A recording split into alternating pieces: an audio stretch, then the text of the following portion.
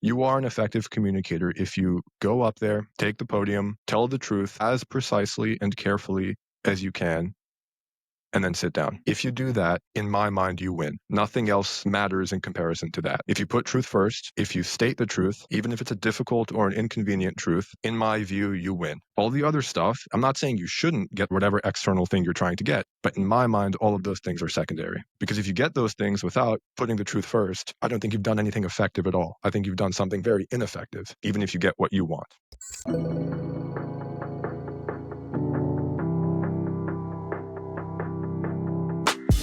Welcome to the Mindform Podcast, where we delve into the minds of some of the most interesting people on the planet, discuss psychology, philosophy, and personal growth, and share the wisdom we uncover with you. Join us as we explore the art of forming our minds. Here's your host, Frank Lawton. Kia ora from New Zealand. Welcome to another episode of the Mindform Podcast, an extension of the Mindform collective and training platform. This podcast is similarly a space dedicated to exploring and altering psychological landscapes together. In each weekly episode, I speak with a new guest, a member of Mindform, to extract wisdom, refine ideas, and collaborate on the game of architecting our minds. So this week's guest is Peter Andrei. Peter is an original founding member of Mindform. Him and I actually used to be part of a co-evolution group. We called each other every week for over a year to empower each other's growth. Peter is a best-selling author of 15 books, which all channel insight to help their readers to speak for success. Alongside his prolific authorship, he runs a business through which he coaches and offers courses and resources to help clients with all forms of effective communication. He talks about public speaking, debate, influential communication, and more. So there are truly like endless depths and subtleties to communication as a topic. It's something that comes up a lot in the Mindform podcast, and it just intersects in every part of our lives. It's something I'm very interested in, so I'm stoked to have a communication expert with us today. How are you feeling today, Peter? Frank, I'm feeling great. Thanks for asking. And how are you? Yeah, I'm awesome. Honestly, just happy to be chatting with you. We haven't talked in a while, and yeah, generally, I'm very interested in this topic. Me too. Excited to be here. Excited to be a guest. I really appreciate the invitation. Great. So I'll just start with a bit about you and your interest in effective communication, speaking for success. Where did that all come from for you? How did you get so interested in this that you decided to start a business? So it started in about 9th grade. One of my friends asked me on a random school day, he asked me if I'm trying out for the speech and debate team. And I didn't know the tryouts were that very day after school. So he asked me like an hour before the tryouts were set to go. And so, yeah, I figured, I might as well try. And I scurried to the computer lab and I printed out a monologue from, I can't remember what movie. I think it was Iron Man 3. It was one of the Iron Man movies. It might have been Iron Man 3 if I recall correctly. And it was kind of an aggressive monologue. Basically, Tony Stark was threatening to go after one of his enemies. It was like 30 seconds long. So I printed that. I'd never seen the movie before. And I went into the tryout and I gave like the worst speech probably ever given in the history of the spoken word. It was just awful. It was horrible. And yet the next day I found out I made the team. And so how did that happen? I mean, that was my first question. How did that happen? How did I give that awful speech and yet still make the team? And at that moment, I thought I might have done a really good job. That was my thinking. I was like, wow, I'm an amazing speaker. That must have been the best speech ever. And then I bump into one of the captains and he says, Peter, you were so bad that I just felt like I had to take you under my wing. So basically, he felt pity on me for how bad I was in that tryout, that he actually decided to let me onto the team, which little did he know was my plan all along. It's called pathos. It's a rhetorical technique dating back to Aristotle. No, I'm kidding. It really was just a bad performance, but I'm glad he let me onto the team. So this was 9th grade. 10th grade, I started competing in speech and debate tournaments, and that's really when my interest began. At first, for the first few months of competition, I was, again, really, really, really bad. But I was very fortunate to have people on the team who were upperclassmen and they were mentors to me. They taught me how to be more assertive in debates. They taught me how to research. They taught me how to project my voice, all the basics. And as I stuck to that process, largely because of the mentorship I had, my interest just kept growing and growing. And then toward the end of my career in high school, I had started winning debate tournaments. I started ranking in the top positions of the league, getting the best scores. I was the state champion in my category of debate. And so that's when my interest started. And by the time I graduated, I had become the mentor for people. So it was like the cycle of life, basically. I was mentored, and then I became the mentor. The only reason I ever became the mentor was because I was mentored to begin with. So that's the cycle. And so I wanted to pay it forward. And that's when my career kind of started, because one of the things I did was write a little booklet for the people on the team. Again, for the basics of Huh. public speaking, eye contact, focal projection, how to structure an argument, just the basics. And so I printed that. It was like 50 pages. I printed it for each member of the team before I graduated. And then that's the first book I published. I kept expanding it, and that was my first book. And that's the short version of the story. That's awesome, man. That's beautiful. Um, and I hope that that coach has got to see your success. Is that so? Yeah, yeah. When I won the state the captain who said I was so bad that he let me on the Yes, team. that's what I mean. Yes. Who? Yeah, so he was actually a great guy though, because he did teach me a lot. So he didn't just call me out. He actually supported me a lot. So it was honest. It was just brutal honesty, radical candor, which is Yeah, very definitely. important in communication. And hey, it cut through. It got to me. It cut through. I heard it, and it was very humbling, and that's what made me willing to be mentored. So it was very productive in that way. And yeah, when I won the state championship, I sent him the trophy. I sent a picture of the trophy to him, and I said, "Thank you. You know, you really changed my life. I appreciate it." I couldn't have imagined doing any debate or public speaking before I got onto the team. So I did thank him at one point. Hmm. Beautiful. So all this, after all these years of getting better and better and better, and now of course, you know, you have your books that you publish and your courses and everything. What to you is, I guess, the purpose? What's the outcome in mind that you have with all of these ideas that you're pulling together? What is successful or effective communication to you? That is a great question. And it's an answer I've been thinking about, of course, since I've started thinking about the Mm, topic. You can't think about how to teach people to speak effectively without having some implicit definition of what effective communication is. But that definition I've had has evolved dramatically over the years.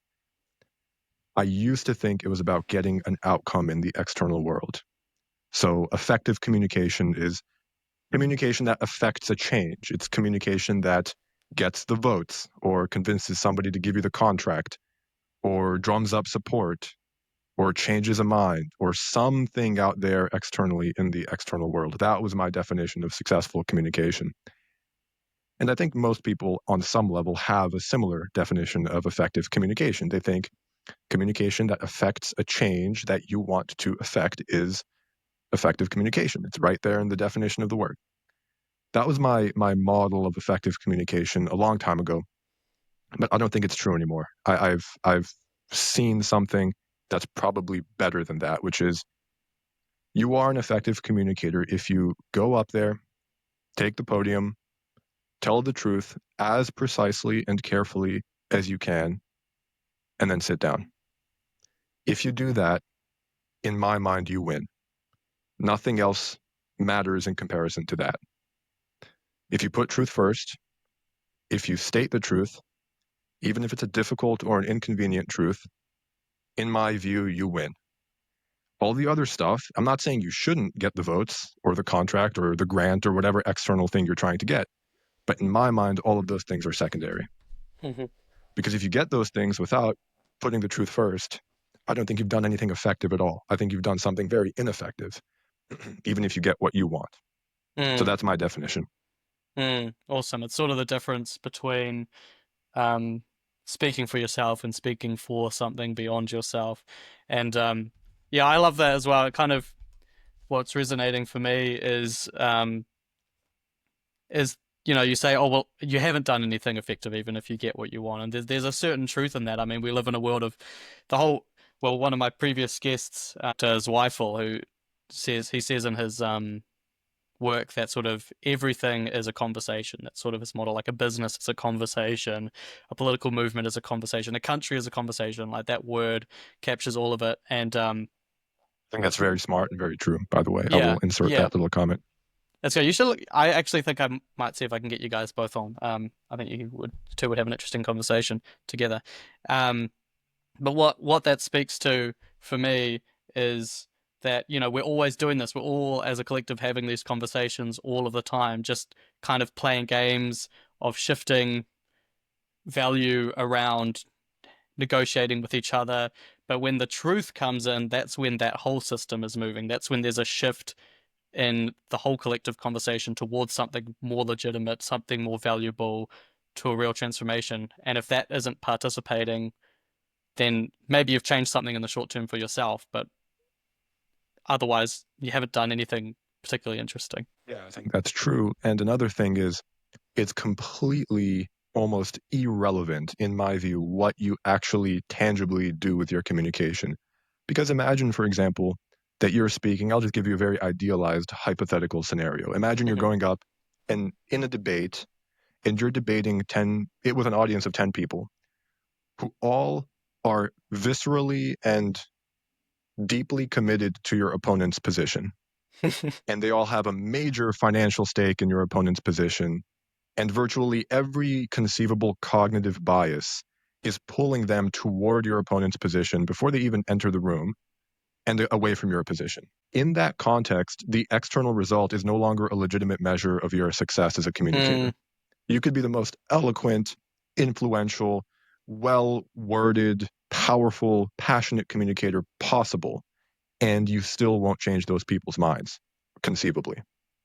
So are we really going to say that the external result is the measure of success? I think if we have a measure, it's a measure that should be theoretically applicable in all contexts.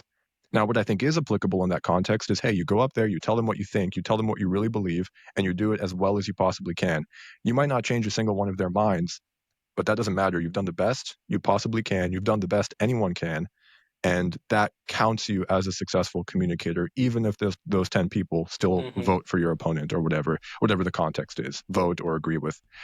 That's the measure that never fails in my mind. I can think of, no matter what other measure of success we try to create, I can always think of a situation that breaks it or renders it irrelevant or inaccurate. I can't think of any situation or hypothetical that gives me any reason to think that a communicator who tells the truth effectively, precisely, confidently even, is anything other than a success. I can't think of any way to break that measurement or to make it irrelevant. Yeah, no, I love that. It reminds me a bit of Ryan's book, the Become Who You Are, and that whole virtue self-signaling model. I don't know if you've read it, but I have, yeah. it's a Great really book. similar, yeah, awesome. It's a really similar principle, that acting out your own virtues, you can't fail, right? It doesn't matter what happens. If that's your measure of success, there's no context in which you cannot be a success. And I suppose it's sort of a Stoic principle in that regard, looking for so, attaching your sense of peace, your sense of self-worth, your sense of accomplishment to something that is in your control, rather than something that changes outside of you and for somewhat arbitrary reasons. Right. And I think those are the key words, somewhat arbitrary. Often all those external things are somewhat arbitrary. And so they can't be a valid measure of what makes an effective communicator. And I think what also happens when you start by putting truth first, putting that at the foundation of your motivation when you go up in front of an audience or any communication scenario, I think what also happens is, paradoxically, you become much more capable of actually getting those externals. It's not that those things define your success, but it's almost like the moment you detach your definition of success from all of those externals, which, as you said, are somewhat arbitrary, you immediately become more capable of actually getting those externals. The moment you stop caring about them all that much is the moment they start to be easier to attain.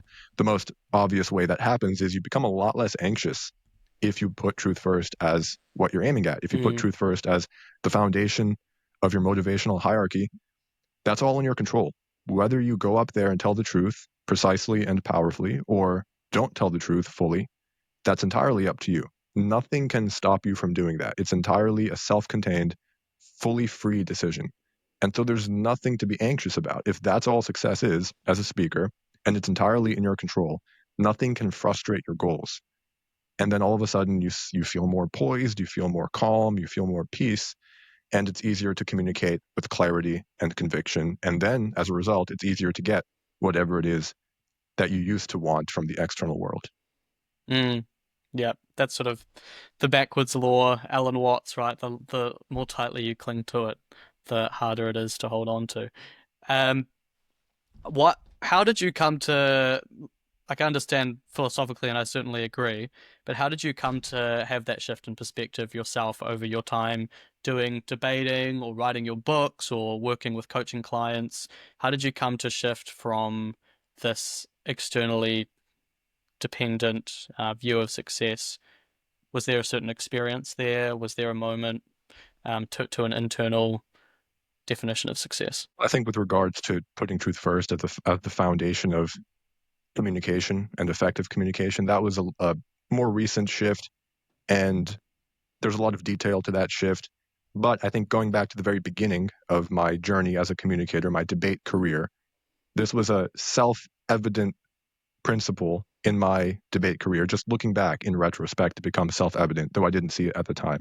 Mm, Every single time I went into a tournament, and I just tried to do my very best to honor the competition itself, to be respectful to everybody in the room, to just focus on the joy of each individual debate, the joy of communicating, the joy of discussing ideas, and just to let go of the outcome.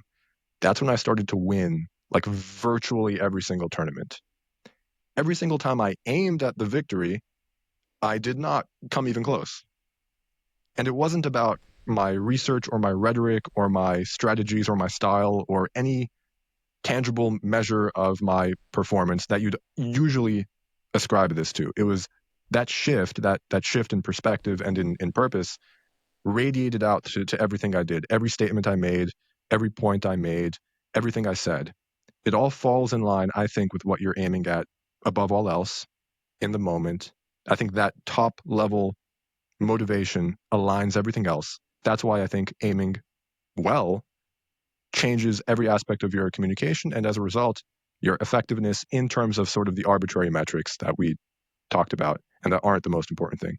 it's absolutely a potent psychological reality that what is it you are aiming at? I mean, it frames all of your thought processes. I mean, you're about to initiate a next thought. You're about to start processing something someone else has said, and the foundation for that process is dependent on the outcome that you have in mind. So it's sort of the impact of that, I think, is evident at every level. The impact of what are you aiming at, and it shows in people's faces. It shows in their body language.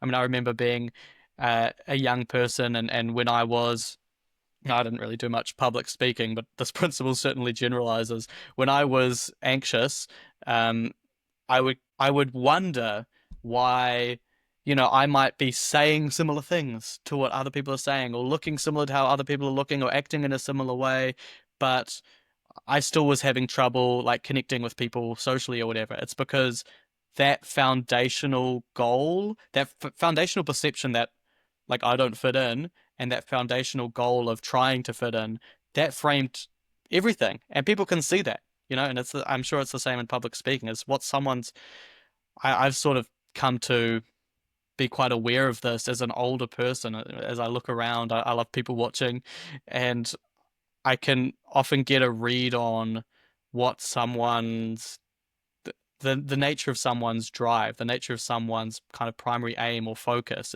It's in their body language, it's in their face, it's in their tone, and it seeps through their language as well. So I can certainly see the impact of that.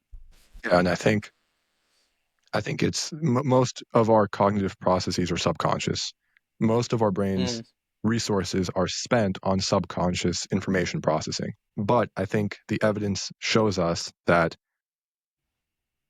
You there, Frank? There you are. all good. Okay, sorry, I thought you dropped for a sec. Yeah, so the evidence shows us that the way our subconscious processes reality is mediated by what we're trying to achieve. Exactly. So, for example, in any given moment, the vast majority of sensory stimuli and sensory input that you receive is unconscious or subconscious. You don't attend to it consciously. It gets filtered out of your conscious perception. But the question is, what selects from the field of possible observations that are hitting you at any moment? What determines which of those enter your conscious awareness, your conscious mind? I think it's what you're aiming at. I think your subconscious automatically fields to your conscious mind those things in the external world that are relevant to your goal. Your goal mediates what is filtered into your conscious awareness and what is filtered out of it. And so I think when you aim at something like just saying the truth as effectively and simply and directly as you can as a speaker, if you set that as your aim, I think the nature of what you see out there in the world starts to change. It becomes a lot less based on rising up some imaginary social hierarchy. It becomes a lot less based on short-term, narrow victories, for example, winning a debate. It becomes a lot less based on status games or any of these shallow, arbitrary metrics. And what you see is, I think, a purer picture of reality. And I don't think there's any aspect of your communication that is not impacted positively by that new perspective you gain.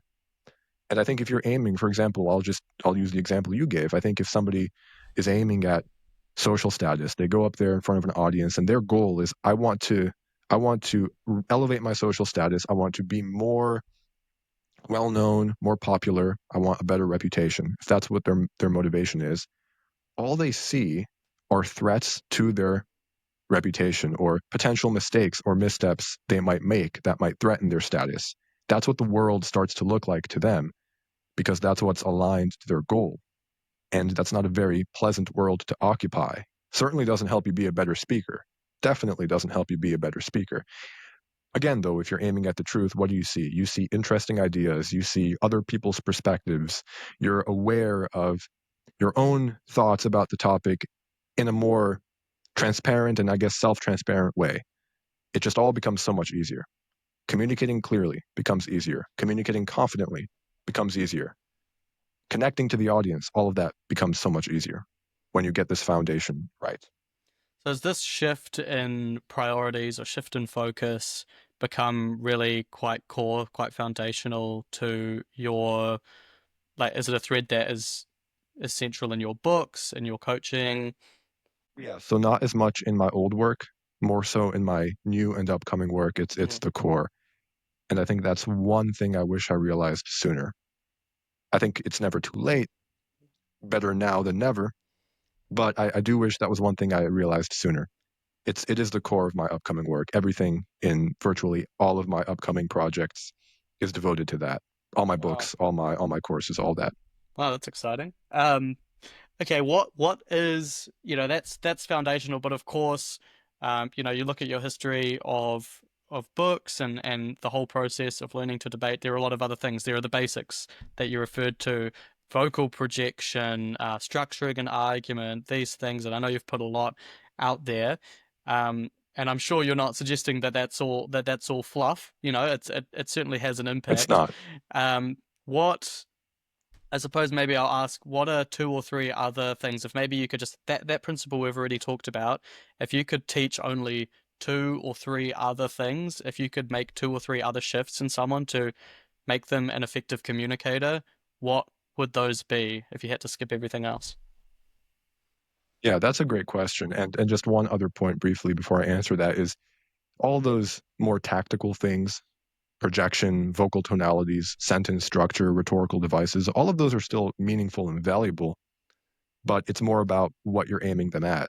It's more about what you're using them in service of. Are you using them in service of self, in service of status, in service of making sales, or are you using them in service of something transcendent and valuable and enduring in service of truth? I think so. So all those things are still valuable. I still teach all of them. Most of my time is spent teaching those tactics. It's just a shift in what they're used for. And so to answer what other principles are most valuable, if I had to, I love that question. It forces me to narrow to, I think, the most high leverage and important principles. I really like that question. So first is the one we talked about. The next one is, I would summarize it in the words, as within, so without. That would be one of the foundational truths of effective communication. As within, so without. If your mind is confused, your communication will be confused. Clarity within becomes clarity without. Understanding within becomes understanding without. You become understandable. Your words are filled with understanding of the topic, and your audience understands the topic and understands what you're saying. Virtually every problem that arises in the way someone communicates and the things they say, I think arises from a deeper inner problem in that they haven't done the research, they don't know the topic, they haven't mastered their message, or something else that's causing an internal dislocation that's emerging externally.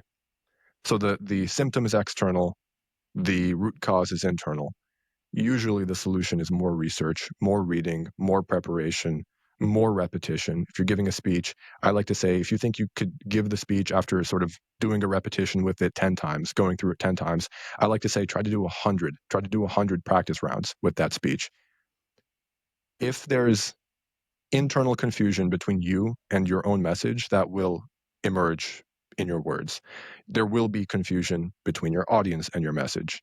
That's a related principle. I think whatever exists between you and your own message exists between your audience and your message after you're done communicating. So if you're confused, if there's confusion and blurriness and murk between you and your own message, you're not that clear on what you want to say, you're not that clear on what you believe, on what you want to convey, that lack of clarity will, your audience will adopt that lack of clarity. You'll convey a message that's muddled, hard to follow, there's no core to it, it's imprecise, and then your relationship to your own message, to your own belief system is going to be replicated in your audience. They're going to have the same relationship to your topic that you have. So as within, so without, that would be principle number 2. I'll stop here, and if you want to comment on that before I jump into the next ones. Yeah, well, I'd certainly just remark that it makes perfect sense that you can only give what you already have, right? I mean, how can you provide clarity that you don't have it and you don't know where to get it? How can you give that to somebody? If effective I mean, one of my ideas of what communication is foundationally is the sort of the transference of experience or the transference of perception. I mean, if you look at it, if you just go sort of from a really foundational, metaphysical, and also evolutionary framework, you go from the base. What is communication doing? What's it for? It's like, okay, well, I have an experience of reality, an understanding of reality, and a perception of reality, and I'm trying to support you to see that perception, to have that experience. And that's why communication enhances human beings as a collective so much, because any one individual can be informed by the experience of not just themselves, but of countless other individuals. It certainly makes sense to me that if my very experience, my very perception is one that is confused or insecure or whatever, then that's the thing that I have that I'm able to give to someone else through communication. I mean, that's what you're doing with communication. You're just transferring that inner reality. So yeah, I agree. For one, I also just have a question about your work or your focus. As we've been talking, what's come up primarily in terms of context for communication is public speaking. Now, that's primarily what you focus on, or does it, or do you sort of enter spaces adjacent to that as well in your work? I do work in adjacent spaces, so public speaking is primary. I also work in writing. I help organizations write effectively. I also work in sort of message framing, branding, Oh yeah, that sort of thing. So it's sort of more broad than public speaking, although public speaking is the core. And I also definitely see dramatic overlap between all of the different domains. Fundamentally, all of them are communication, whether you're communicating with your voice or a pen and paper or a website or whatever it is, it's all the same. Most of the truths about one apply to all. So my entry point was public speaking, but I think it's all related. And yeah, I think to your point, it's almost like when you're up there in front of an audience, you have a picture in your mind. That it's almost like that, right? You have a picture in the back of your head, and your task is to communicate that to the audience in such a way that they end up having that same picture in their minds by the time they walk out of the room. However, if your image of that picture is blurry, At best, you can describe the blur that you see. That's the best you can do. You can give a blurry description of a blurry image. That's what people are going to walk away with.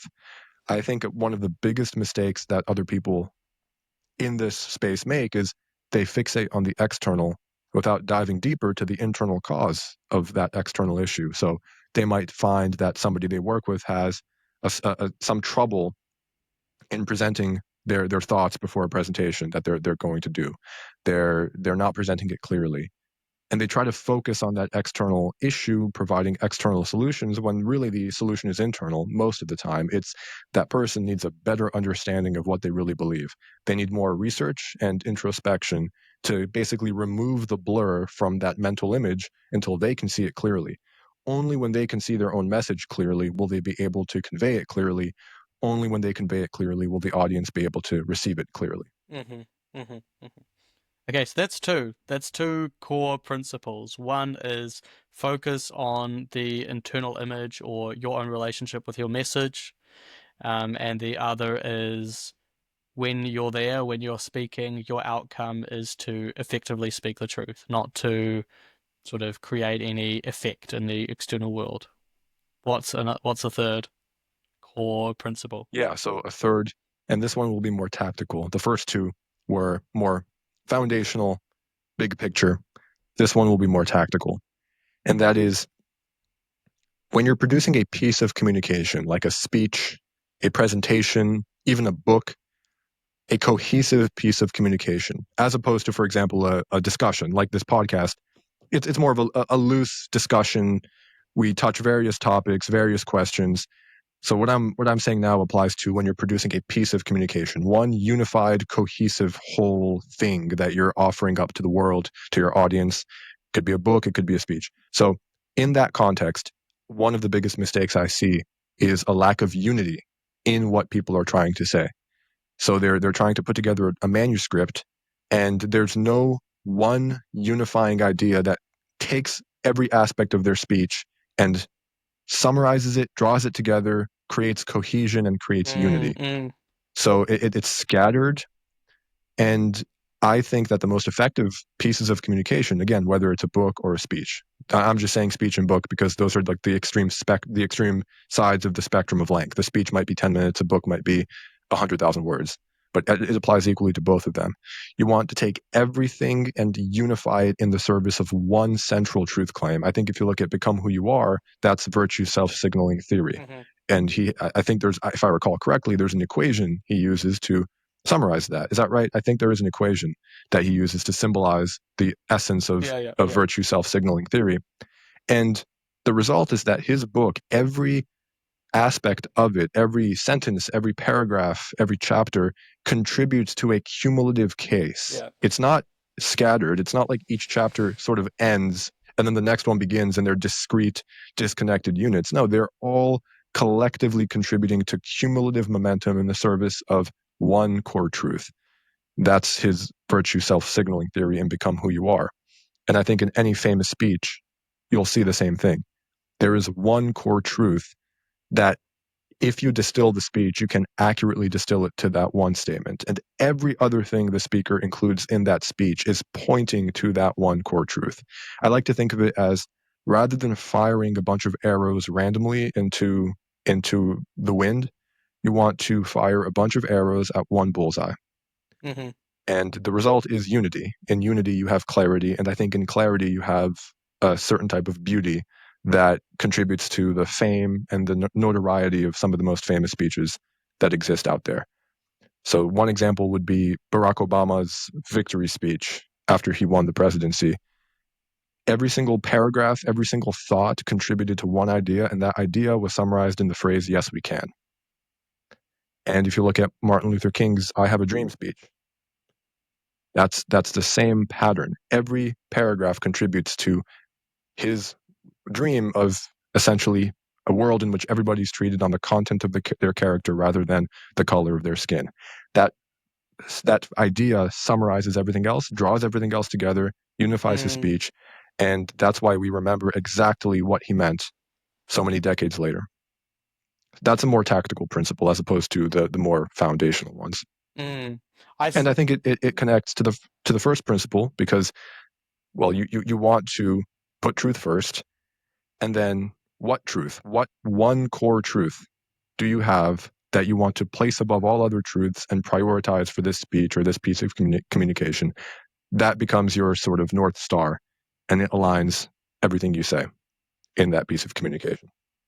And it's also very well. The whole time you were speaking, I was tying it to the second of those first two principles. With this idea of you have an internal experience, you have an image that you're trying to relay, and it's often the case that that I mean, what we're doing when we write an article or a book or put together a speech or try to um, present some kind of argument, there's something in there that we believe, some perception we have, some conviction we have, and we're trying to put that in someone else's experience. But that thing, that core thing that we have, all of these are like this is what I kind of perceive myself as trying to do when I'm doing this form of communication is I'm trying to describe that, to capture that, to contain that, but I can't um, name it directly. It's maybe because it's unique as an idea, and so it needs a lot of kind of framing and structuring for people to be able to access it. It needs a link between what people are familiar with and what it is.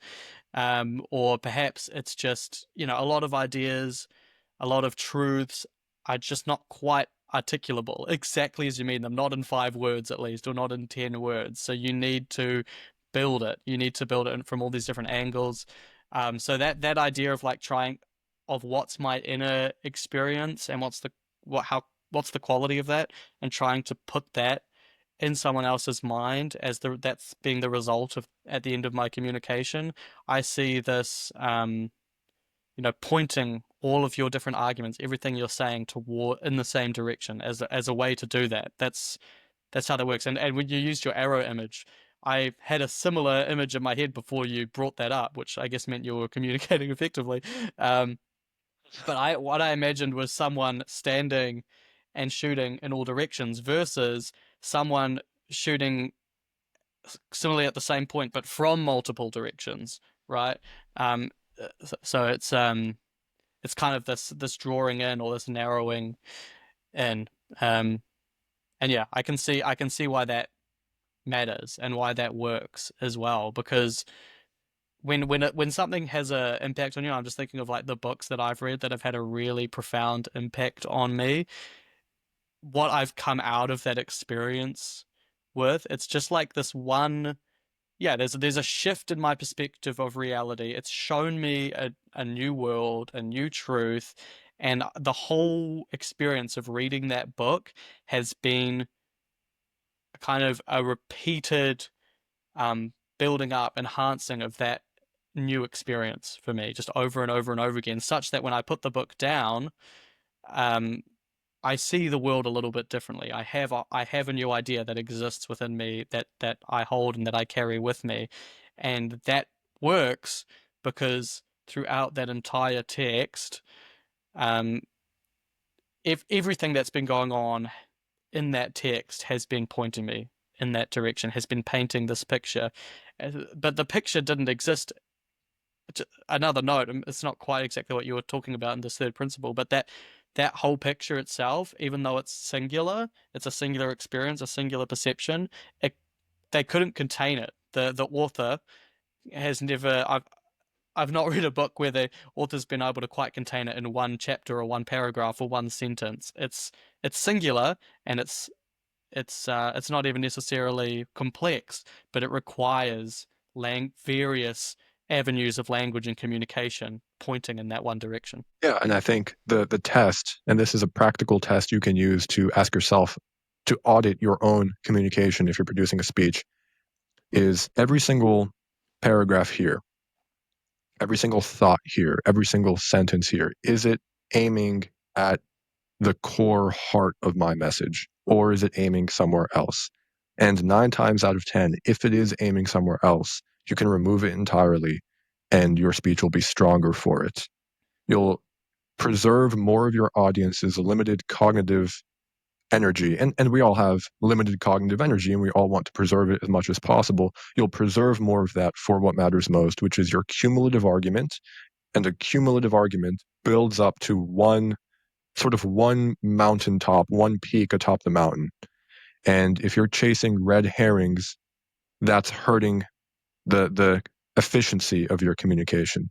You're not being an efficient communicator of the truth. You're sending people 1 mile to the left when you want to get 3 miles to the right.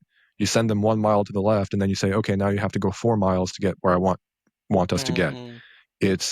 And so that's a practical audit to run. Is every piece of this, is it like a puzzle piece that fits into one unified whole, or is it like a piece from a different puzzle that managed to sneak its way into the box for the puzzle I'm trying to put together now? And I think the greatest communicators have always had the habit, I think, or the intuition of ruthless focus, ruthless efficiency with their own words, with their own thoughts, with their own examples, stories, whatever it is, always pulling away everything that didn't service that one core truth. That's evident in I think every great speech, and I think it's also evident in the speeches that are just good, that don't really qualify as great. It feels like perfection is somewhere there, but it's buried under all of the stuff that's kind of irrelevant. It's hidden, right? The core is there. It's not like the core isn't there. More often than not, the problem is that there's all this other stuff on top of it, and the audience can't see that one core truth. So I guess that's another principle entirely. But once you have that one unifying aim, it gives you clarity on what to remove and what to keep. And so I think for that reason, it helps the audience. It gives them a simpler, more efficient experience. Instead of 10 paragraphs, it's 5, but you're still getting to the same mountaintop with less. You're getting there faster. And so that's a service to the audience. I notice as you speak that there's a lot, and they really help paint the picture, especially using that language, but of painting a picture. You use a lot of visual language. There's like I'm seeing what you're describing, going this way, going that way. There's a mountaintop, and you want every step to be at least moving you closer, even though it can be a contorted path. Maybe that's the only way you can get there, but it's getting you to that central place, and that really helps to solidify the argument. I know you and I both did a short course on using minimalist imagery to kind of capture an idea. I'm trying to recall the creator of that course. I think you might remember though. I think Jack Butcher. Yes, yeah. And the course is called Visualize Value. Yeah, he turned the price to $1 for all his courses, so it's great. Yeah, he's brilliant. His design style is brilliant. Yeah. Yeah, no, I really enjoyed that. Would you? Yeah, I guess I'm curious about your thoughts of this visual dimension of communication. I mean, not everyone would consider themselves a visual person or a visual thinker. I mean, I think I use a lot of language, and that's how I'm sort of a verbal whatever thinker. But it seems that even if we don't have an actual visual image in our mind, like right there that we know and that we're experiencing, that we're trying to relay to other people, it seems that visual language and using sort of visual metaphors to convey an idea is really powerful. And yeah, I guess I'm curious in your thoughts about that. How do you incorporate that in your work? Why does that work? Yeah, so I think to answer that last question first, there are in the human nervous system, there are, I think the numbers are 11 million sensory receptors, and I think about 10 million of them are devoted to sight and to vision. So I will double check that stat, and if I was wrong, I'll add it to the comment on Mindform. Awesome. But I think those are the numbers. 11 million sensory receptors, and 10 million of them are devoted to sight. And some neuroscientists also estimate that up to half of our brain's resources are devoted to visual perception. And that makes sense, I think, considering sort of the evolutionary upbringing of the human species. Sight is the most fitness enhancing sense we have. And so our brains are geared toward optimizing for sight. And so I think when you speak with visual metaphors, you're tapping into that same circuitry. It's very intuitive to the human mind. I have a maxim, and this is another principle. It's convey information in the way that the human mind is wired to receive it. Okay. And I think when you're doing that, when you use visual metaphors and imagery, you're doing exactly that. You're tapping into these very innate circuits in the brain, and your message is more memorable. It's more hard-hitting. It's easier to grasp. And there's also something called the picture superiority effect. And this is something behavioral economists discovered, the picture superiority effect. It just simply finds that we understand information faster and more fully when it's conveyed in an image. And that's usually studied in relation to actual images projected on slides, for example, with a projector. But I think there's no reason why you can't apply that same visual superpower in just your words. You can say sentences that make your audience see something in their minds and appeal to that same effect called the picture superiority effect. And there's one other reason why it works, which is the availability bias. Have you heard of the availability bias, Frank, before? I think we might have had a conversation about it a long time ago on the weekly calls. I will recognize it when you describe it, but I could not recall it. So the availability bias is our tendency to overweigh and overvalue information that comes to mind quickly. Yeah, that's right. So if I'm trying to answer a question in my own mind, there are going to be certain pieces of evidence that I remember before others. There are going to be certain facts that I remember before others. And it is those facts that I remember quickly and completely, as opposed to the other ones that I remember slowly. It is those first facts which are most available to me and which I overweigh when I make the analysis and when I make my decision. So that's the availability bias. Facts and ideas that are available to us are overweighed in our decision-making processes. And the visual language effect appeals to the availability bias. When I give you a visual metaphor, you're more likely to remember that idea enveloped in a visual metaphor than if I just flatly stated the idea. And so then it becomes overweighed by the availability bias. It's more memorable because it's visual, and because it's more memorable, it's more influential. I'm just you're really painting a picture here of this whole present information in the way that we're adapted to receive it. And it's coming back for me, it's bringing back that whole concept of the core of communication, which is moving an experience, a perception from within you to within someone else. And there are visual is of course very important in our whole internal experience of reality, but a lot of things are. And I'm curious about how one incorporates these various aspects. So I mentioned this to you before the call. I'm actually running a topic on it on Mindform next month. No, not next month. That's June, in July, which is nonviolent communication, which is very interesting to me. And it's sort of, he breaks down, that's Martin, is it Martin? Anyway, Rosenberg, forgetting his first name.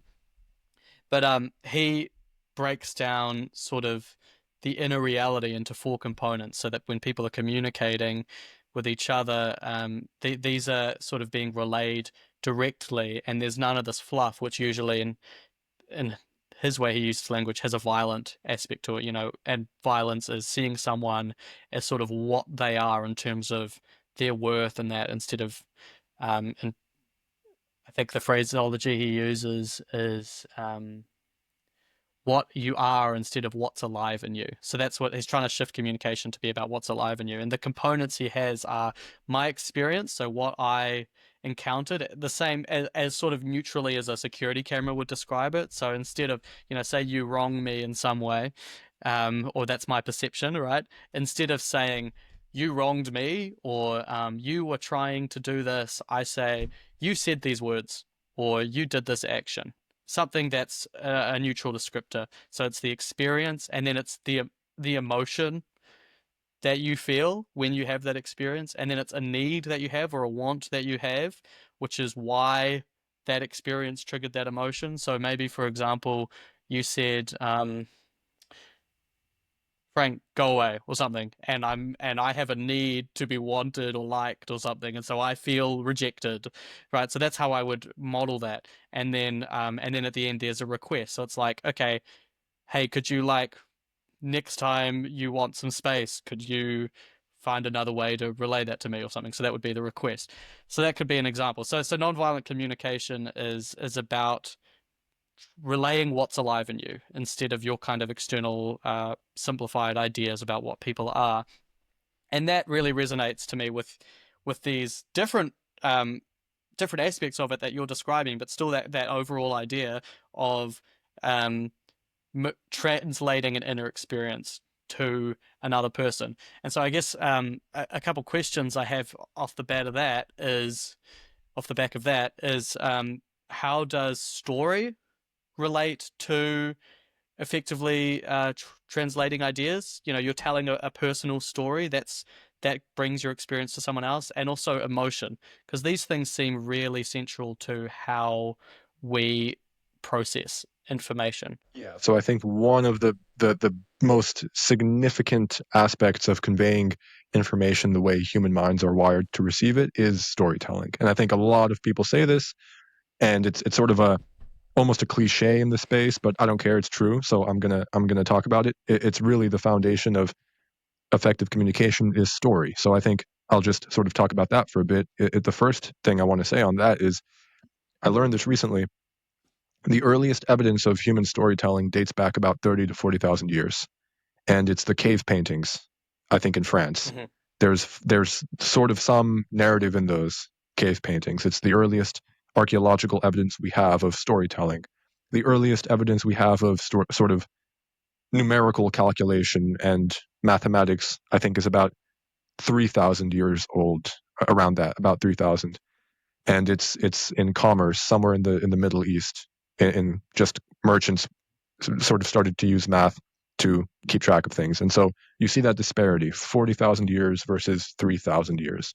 Clearly, storytelling is more innate than numerical calculation. And I think that also ties into System 1 and System 2. And I'm sure Mindform people know a whole lot about System 1 and System 2. It's Daniel Kahneman's idea, and I think his partner's name was Amos. I can't remember his last name, but Daniel Kahneman, who wrote Thinking Fast and Slow, he had a partner a research partner who he worked on these studies with. So he found that the human brain operates in two modes: System 2, which is deliberate, methodical, slow, and exerts cognitive resources. And so we can actually see the shift from System 1 to System 2 depending on how much effort somebody is indicating, even with their like galvanic skin response, the level of electrical charge that some very subtle instruments are picking up with their heart rate. Their heart rate slightly elevates when they shift from System 1 to System 2, when they start to work cognitively to solve some sort of problem or question. So System 2 is very deliberate, methodical, and slow. System 1, though, is very intuitive, instinctual, and easy. It's our default system. So when we get asked a question and we kind of come up with a very intuitive, fast, easy response, whatever pops into our mind quickest, that's System 1. When we pull out the spreadsheet and start to look at the numbers, that's System 2. So System 1 is where storytelling happens. System 2 is, to some extent, where statistical thinking happens. Now, if System 1 is where storytelling happens, and System 1 is our default system, and System 1 is easy and innate and intuitive, that's part of the reason why storytelling is so effective. It appeals to our default mode of thinking, the one that comes easiest to us, and the one that we tend to be in most of the time, and the one that we like to be in. We don't like to sit there for hours and hours doing complex calculus proofs. Our mind resists that. We have a limited battery life, and eventually we start to get tired and we switch back into System 1. Mm-hmm. So that's another reason why storytelling is so effective. And there was a study that found that people were essentially asked to donate to various charitable causes. And some people were asked to just make a donation. Other people were told a very human, personal story about someone who was a victim of some particular catastrophe or event that they were asked to help. And the people who heard the story were far more charitable than those who didn't hear the story. The story helped them connect with the person who they were trying to help. This is related to something called compassion fade. I don't know if you've heard of compassion fade. It's not as well known as some of the other heuristics in behavioral economics, but compassion fade is our tendency to feel less compassion and empathy per person when we consider multiple people or large groups of people. We have an innate bias to feel the most empathy per person when we just think about one particular afflicted individual. And when we start to think of more and more people, our compassion per person starts to fade. Part of the reason why is because when you think about a statistic, it's an abstraction, and we are wired to empathize with people, with human beings, not with statistical representations or abstractions.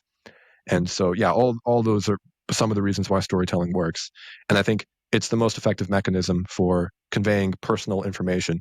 At the beginning of this call, you asked me how I got into public speaking as a career, and my answer, and I didn't even intend this to be the case. I just tried to give you the most accurate answer I could, and it was a story. And I can't think of any more accurate answer than that story. So I think storytelling, fundamental, innate, very effective. And to tie back to the first principle, it's effective not just because it's persuasive, it's effective because it's a very truthful form of communication. If you just tell somebody what you, in a very abstract terms, an experience you had, there's less truth captured in that. It's not deceitful or anything like that. It's just, it captures less of the texture of lived, truthful experience than does a story. So the story, in a sense, is a deeper representation of the truth that you live if it's a personal story. Yeah, a book that I've read twice, How Minds Change. Have you read that book? Oh, but it sounds, just based on the title, it sounds awesome. Yeah, it's brilliant. And we read it as Mindform. We got Mufakral involved. I think you know his personality there as well. So him and I did a month on that, mostly him. But anyway, that book is sort of all about it's I suppose it's presented in a political context to some degree, but it's the question is, okay, when people have a viewpoint, a moral idea, a political idea, how is it that people come to change their minds? Because of course we all experience, I mean, we live in this sort of polarized world, and people can have their identities very attached to their political or moral or religious beliefs, and we've all experienced being baffled at people's conviction, and I'm sure other people are baffled at our own, but people's conviction about their beliefs and their unwillingness to change their perspective based on information. We sort of have this idea that if you present the same facts that you see to somebody else, then they're going to change their mind because you believe what you believe because of the facts. But one of the core ideas that this book relays is that that isn't how or why people change their minds. People change their minds because of experiences, and people filter information through their own biases and experiences and all of that. And I mean, this is all well known. This isn't a particularly profound idea, but what the book does talk about, which is really interesting and to me was quite profound, is forms of communicating with people, sort of mediums through which you communicate with people, and ways to structure more less like an argument or a speech, but more a conversation, that are really they really affect change in a large way.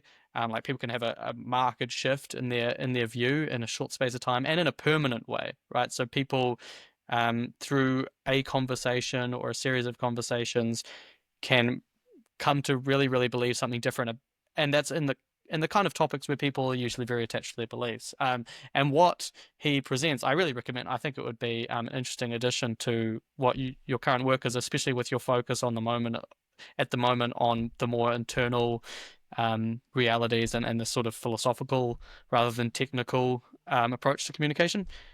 But this communication style is you go up to somebody and you say, you ask them for their opinion about this topic, and then you ask them to tell you a story about why they've come to have that view. Or like you say something like, oh, when did you come to see things this way?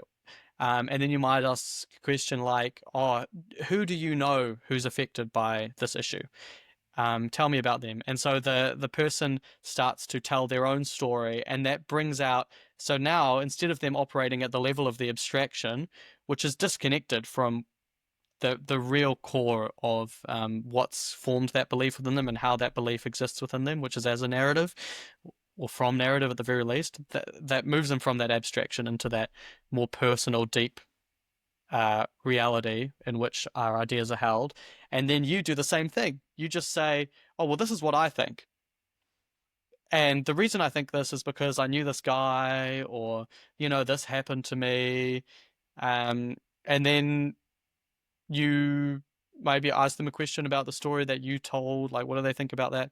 And then that's it. And that's the conversation. And that the power that has to shift perspective, as opposed to you go to someone and you say, look, I know you have this view, but this is the truth and this is why. They did this study and it's indisputable. I mean, you might be right, and you might be giving the most sort of indisputable, thorough, clear evidence, but that's not nearly as effective. So that really was interesting and even moving to me reading about that, just the power that, because what it brings in is like a genuineness and a vulnerability and a curiosity about people has a lot of power through in communication. Yeah, I wonder your thoughts on that. Yeah, I would say that reminds me of one of my favorite stories called The Fable of the Wind and the Sun. And this was one of Aesop's fables. Aesop was a fabulist or a fabulist, I don't know how to pronounce that word, around the 5th century BC, and he left us a bunch of famous fables. One of them is this one, The Fable of the Wind and the Sun. And the story goes that the wind and the sun are competing to see who's more powerful. It's a classic status competition. They both want to be number one, and they both think that they're better than the other. And so they're competing, and they try to figure out a way to determine who's actually better. And so the wind comes up with the idea that they see a traveler below on the road walking down the street, and he decides that whoever can get that traveler to take his coat off should be considered the more powerful of the two. And so the sun agrees to that, and then the wind goes up first and sort of tries, and he just sort of hits that individual with gust after gust of very, very cold, brutal wind. And that person just pulls the coat tighter. It's cold, it's windy, they just pull the coat tighter. And so after trying and not succeeding, the wind gives up and says, okay, the sun, give it your best shot. And so what the sun does is the exact opposite. He shines his warm rays of sunshine and kindness onto the traveler. And eventually the traveler takes off his own coat because he doesn't need it anymore. And I think that's, every time I try to convey this idea, and that idea that you told me from the book is something I try to talk about a lot whenever I'm talking about communication. I try to work that idea in. Every time I do it, I tend to tell this story because I think it gets at the heart of the matter, which is if you try to strong-arm people into giving up their convictions and agreeing with you, even if you're right and you know you're right, and sometimes you really do, it's not going to change their minds. What you need to do is you need to tell them that you accept their right to disagree with you. You honor their right to see things differently, that you're sure they have really compelling reasons to believe what they believe, and that you'd like to even hear those reasons because you might be wrong. And eventually that resistance to hearing opposing views goes away. They take off their own coat. Whereas if you show up and you say, look, here are the 10 reasons why you're wrong. Proof of your wrongness, number 1, subpoint 1 is da, da, da, da, da. This logical principle, you violate the principle of sufficient reason, law of non-contradiction, whatever. You go through the logic and you're just like, here's why you don't see reality appropriately and why I see reality appropriately. You do that, their coats are going to be on very, very tight. They're not going to be receptive to what you're saying. However, if you say, look, let's have a conversation. I'd love to hear what you think and why you think it, and to share my thoughts as well. That will open them up. That'll set up the stage for, I think, a successful, or at least a cooperative conversation. And This is all related to a phenomenon called reactance. Reactance is our psychological tendency to simply resist people who try to contort our intellectual freedom. And so what happens when we experience reactance is it's no longer about the objective truth claims. The reason we resist is not because we're 100% convinced that the person is wrong. The issue we have is we want them to understand that whatever they're trying to do to convince us, it's not an appropriate and Mm, effective way to communicate their ideas. It's a meta level objection. It's not, I agree with your idea. This is not an acceptable way to try to change my mind. And if I go along with it, it will encourage you to try it again in the future. And I don't want that. So that's what happens, I think, when the resistance, the persuasion aversion kicks in.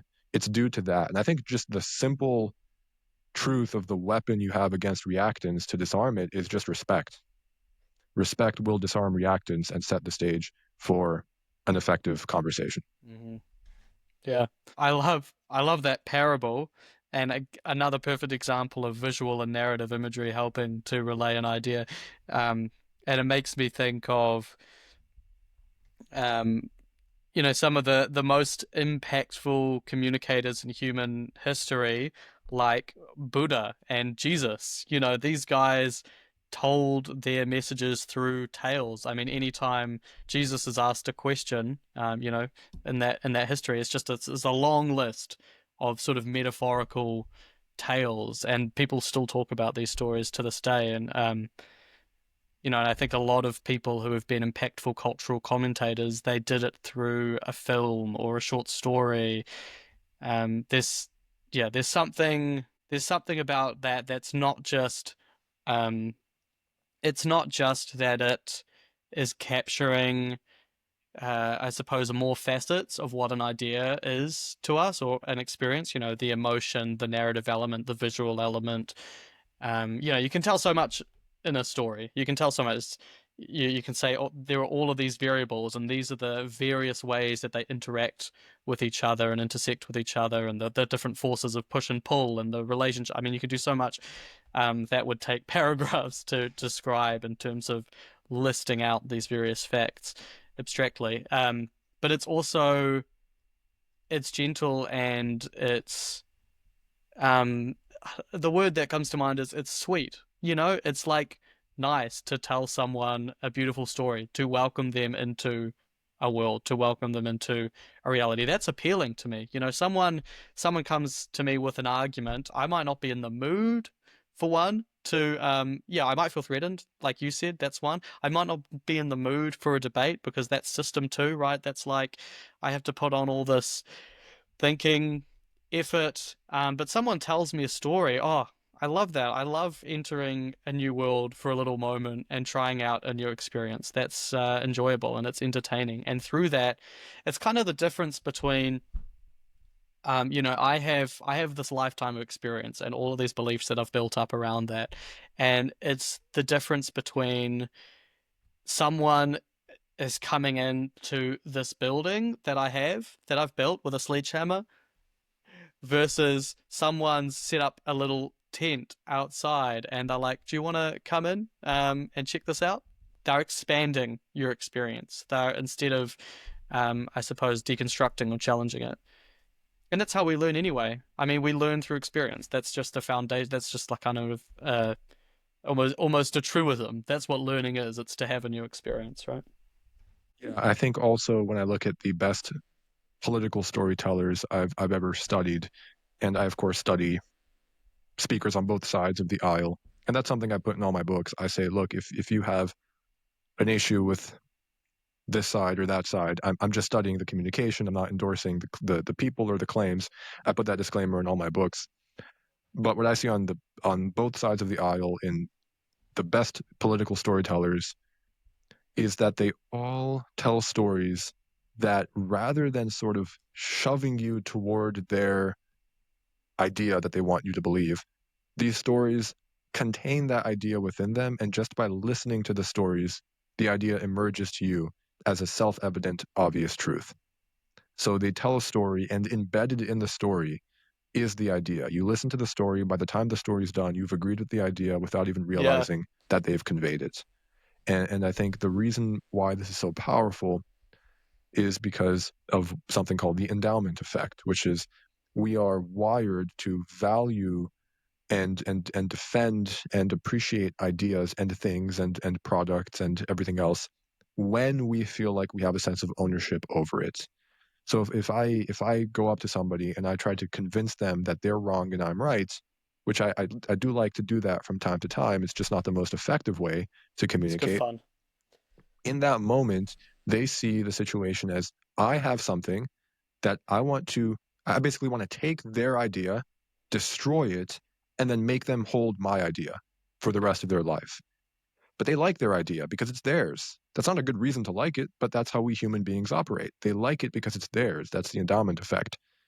But if I go up to them and I tell a story and my idea is embedded in the story, as they're listening to the story, they put together my idea on their own, and suddenly it's their idea, not mine. It's ours. They have a sense of ownership over it. They've arrived at my conclusion independently because I've embedded my conclusion in a story. And so I think that's what makes stories persuasive is when it's not just a random story, but there's actually an idea embedded in the story. The story is almost like the ingredients of the idea. Here's another visual metaphor for you. So instead of giving them the finished cake, you give them all the ingredients that they need to bake the cake, and you let them bake the cake on their own. The story has all the ingredients for your truth claim in it. When they listen to the story, they get all those ingredients and they bake the cake on their own. Or they don't, but oftentimes they will. And it's just way more effective. They own it. They're the owner of the process, not you. That makes them feel comfortable, respected. It makes them feel open to changing their minds, open to hearing new perspectives. So all this is to say what all people have already known even before I started talking, which is tell a lot of stories when you communicate. It's effective. It honors the truth, and it almost sets the truth up for success. I think going back to the first principle, there's two things you can do. If you've decided that the truth is your number one motive as a speaker, all the tactics become a question of, are you setting up the truth for success, or are you setting up the truth for failure? So telling a story as opposed to hammering people with statistics that will just kind of turn them off from your message. That's setting up the truth for success. I think I would say that's where all of the tactics come together with the first thing I said. All of the rhetorical enterprise is designed in the hands of somebody with a pure and good motive to give the truth the best chance it has to succeed in the world. Yeah. I'm thinking about these two sides of it, right? The rhetorical side and the sort of internal and the philosophical side of effective communication. And I was trying to think of how to word this question. I still haven't got it quite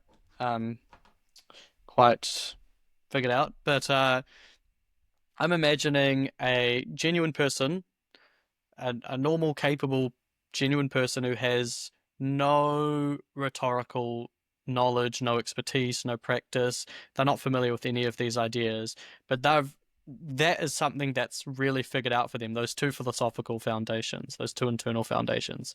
They really know what they believe, and they really understand what they believe, and they really just want to genuinely relay that inner reality to somebody else. They just want to relay it accurately and effectively.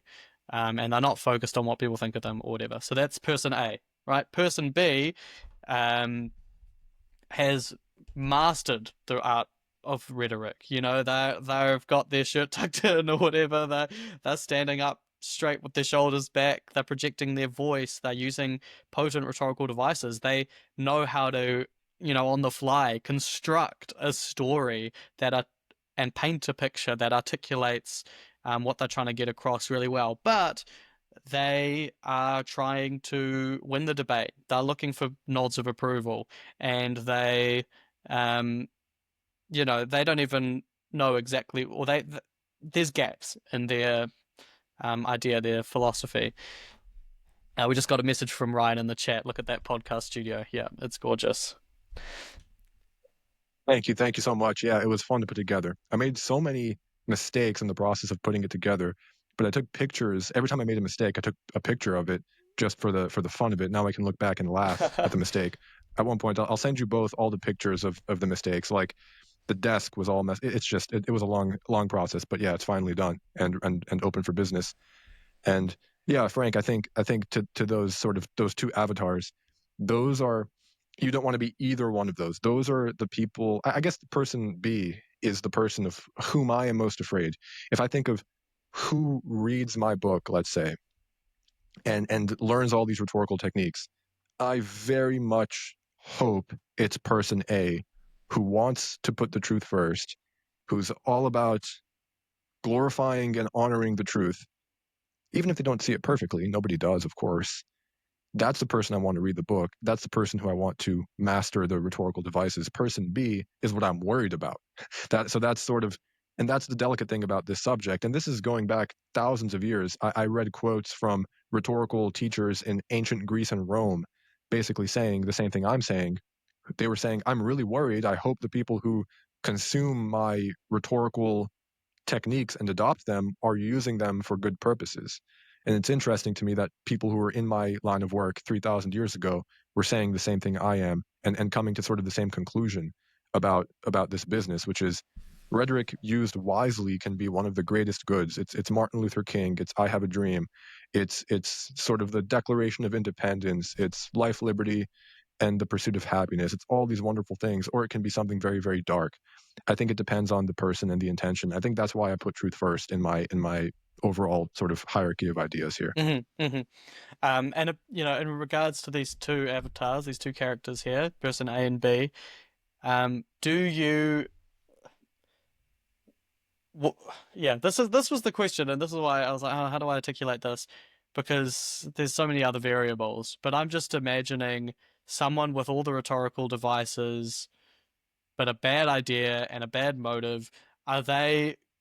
Do you think they're going to have as much of, or as permanent, or as tangible an impact as a result of um, their argument, their expression, whatever that is, as somebody who doesn't have the tools but is really rooted in the right place with the right aim, the right perception, and alignment to truth? I think that truth is, how do I put this? I think you can only bend the fabric of reality for a certain amount of time before it snaps back, Hmm. and it snaps back into place. I don't think you can distort things permanently for too long, because I think eventually the consequences of the distortions become unbearable and Yeah, obvious. yeah. And so I think person B is in a self-defeating position and always has been throughout history. That avatar is fundamentally, I think, in a self-defeating position. When they achieve their short-term success, they're building on a foundation of sand. They can keep building on that foundation. Eventually, the structure is going to crumble because the foundation cannot Hmm. support its weight. I think person A might have a harder time building the structure, but they're building on something that gives them an enduring foundation. So I think in the long term, I tend to think truth eventually comes out on the scale of decades or centuries, which might not be much of a comfort to the individual speaker who's up there in front of an audience. Person A in a debate against person B might not feel much comfort from me telling them that in 100 years the truth will out eventually. That, I think, is the case, though. I do think Mm. person B fundamentally is in a self-defeating position, person A is not. But the best case scenario, and this is where people like me come in, is what happens if we give person A the tools to compete with person B? Totally. What happens if person A not only has the purest motives, but also the most powerful mechanisms for winning debates, for conveying the truth accurately, and for diffusing the manipulations of person B? That's a good world, I think. I think when all the persons A of the world have all the techniques and have mastered them, truth will come out a lot faster, and it'll be fuller, and it'll spread further. And I think that's sort of the goal, I think, the fundamental goal of all rhetoric in the right hands. Mm, absolutely. And yeah, you think I was just kind of imagining what it's like to be person B, and there are obviously a lot of people who are talented manipulators or whatever. They're good at getting what they want, but they've got poor motives and they're building something. And they can build a whole life, they can build a whole enterprise around themselves that's misaligned with truth in that way, and that causes harm to other people and themselves. But it can last their whole life. They can have that their whole life. They can die thinking that that's great.